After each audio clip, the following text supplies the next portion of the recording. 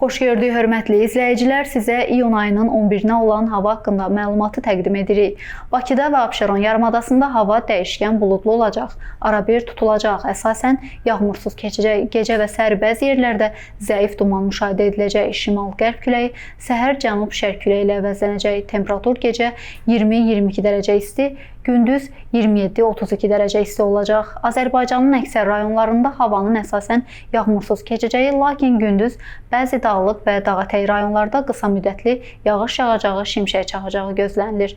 Bəzi yerlərdə arabir duman müşahidə ediləcək, mülayim şərq küləyi əsəcək. Temperatur gecə 17-22 dərəcə isti, gündüz 31-36 dərəcə isti, dağlarda gecə 8-13 dərəcə isti, gündüz 15-20 dərəcə isti olacaq.